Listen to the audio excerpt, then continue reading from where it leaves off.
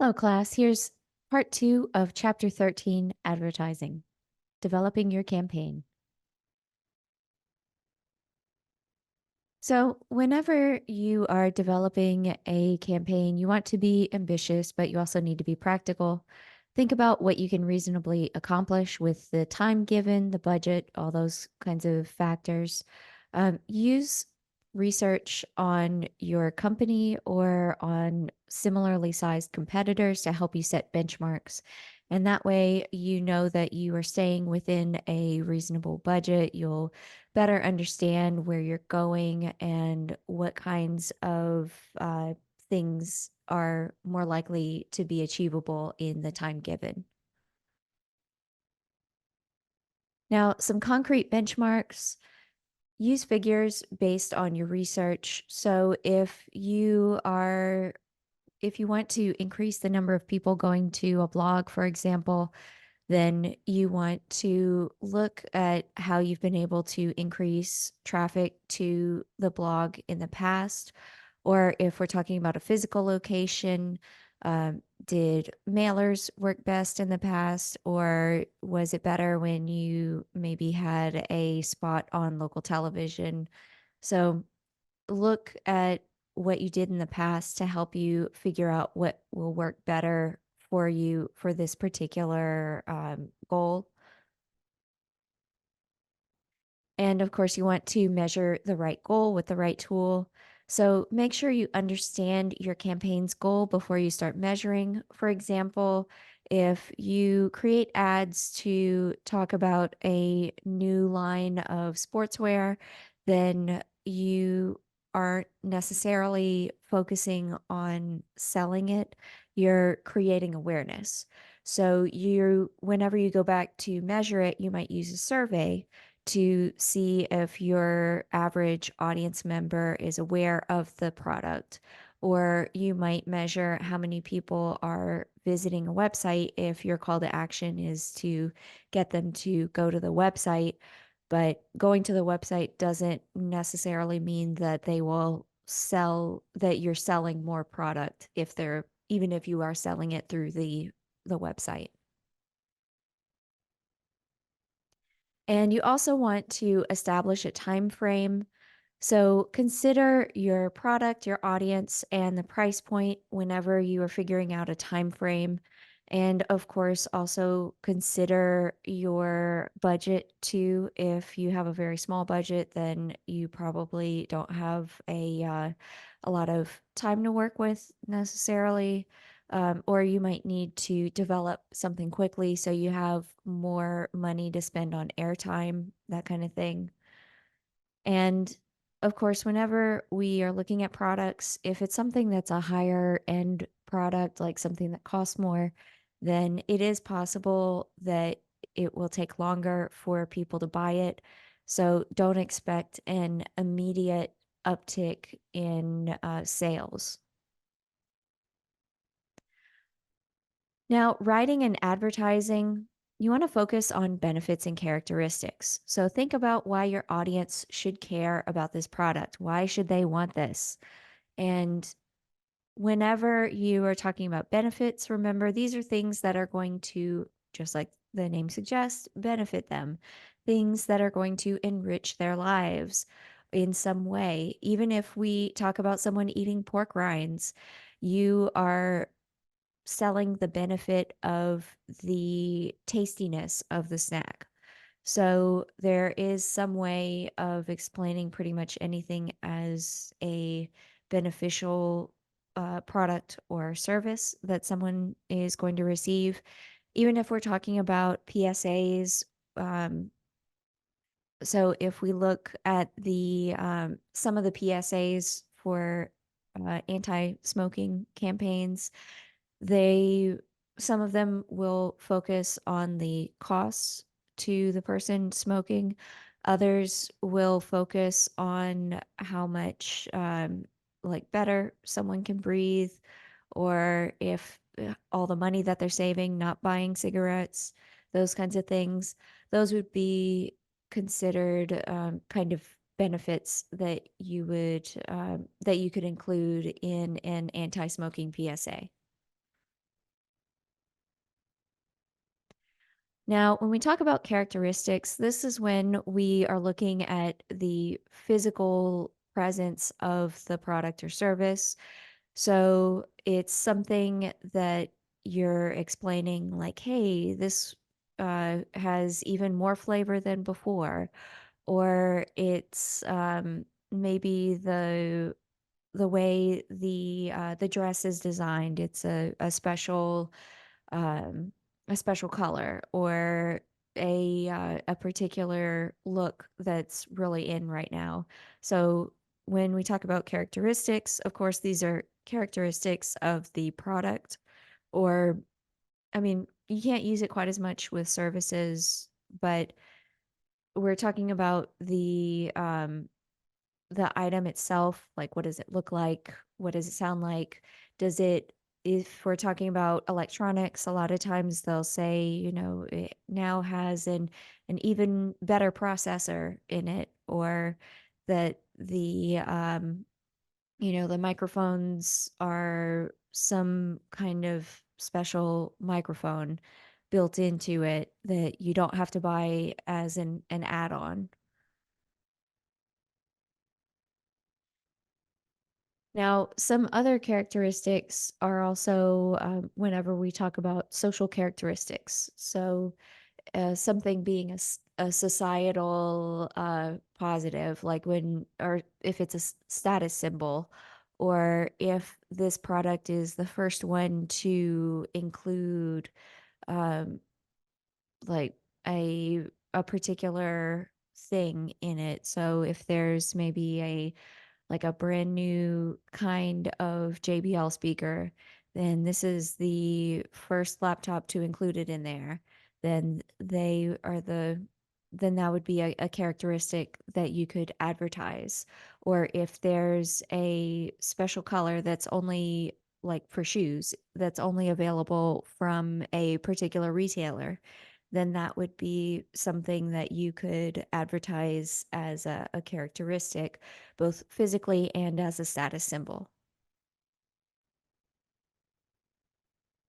And of course, when in your ads, you do want to provide clear information about products or services. You want to include things like maybe user reviews in there, testimonials, that kind of thing. Or you could even show it in action if it's something like the Roombas, the little robots that clean your floor.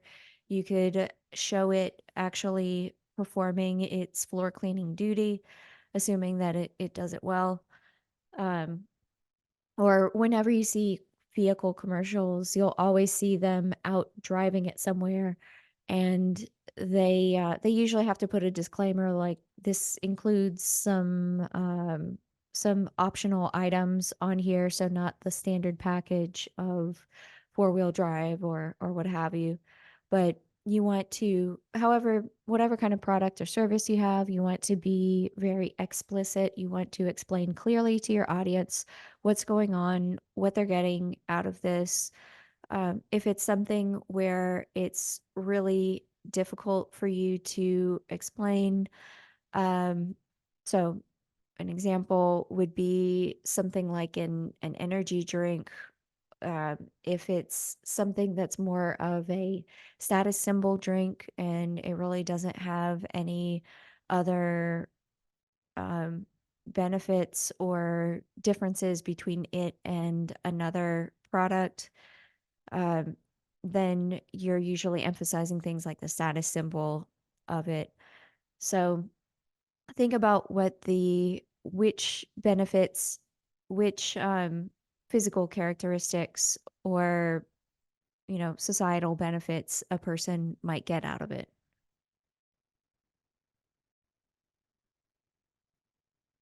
And you also want to use clear and concise writing. Remember, the majority of the time when we're looking at ads, we need at even if it's something like a branded uh like product placement, or if you have branded advertising in the form of uh product reviews from specific groups, For example, if you sent free samples of your product to a YouTube reviewer, then gave them a couple of talking points or something, then you even with that, you still want to have clear writing for your audience. And even more so when we look at things like magazine ads and billboards or product displays in physical stores or on online stores too. You want to be very clear and you want to fit your style to the medium that you're using.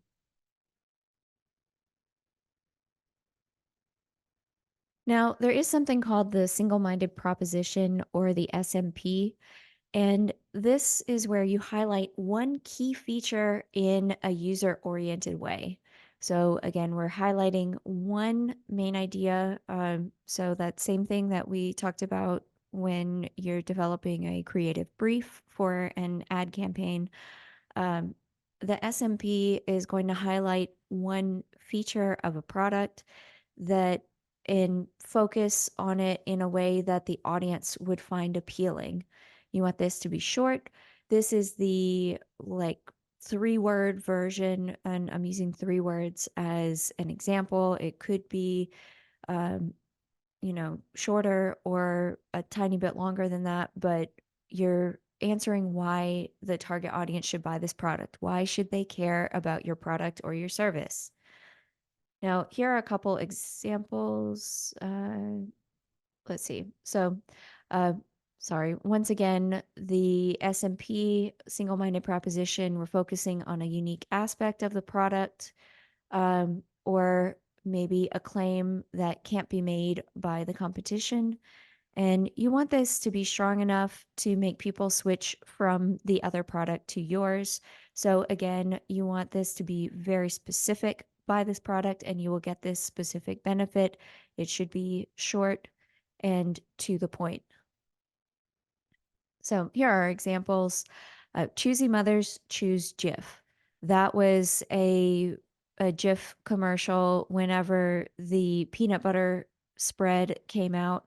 So technically, if you've ever looked at Jif, it actually includes sugar in it.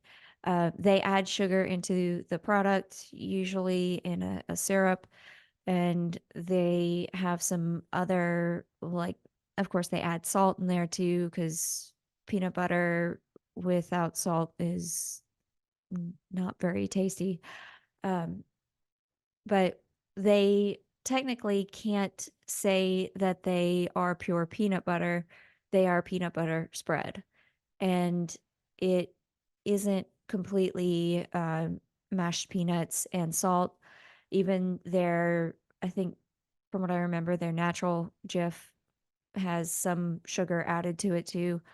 But anyway, the point they made with their Choosy Mothers Choose Jif single-minded proposition or SMP was that if you were a parent and you were looking for a quick way to give your child a snack or a sandwich or what have you, then they were saying like you were a better mother because you bought Jif for your kids.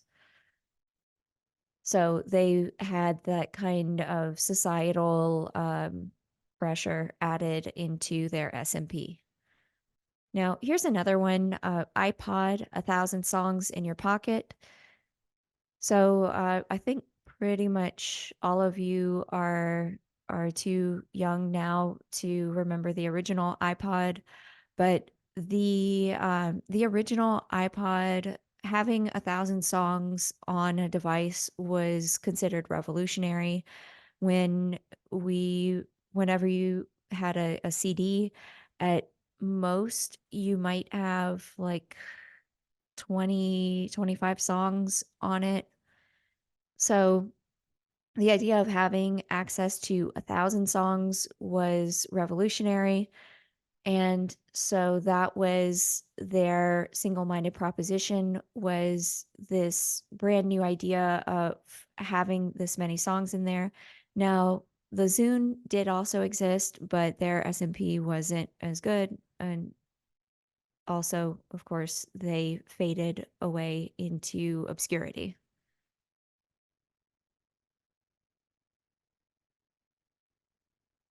All right, that's it for chapter 13, advertising. Up next, we will have chapter 14, marketing.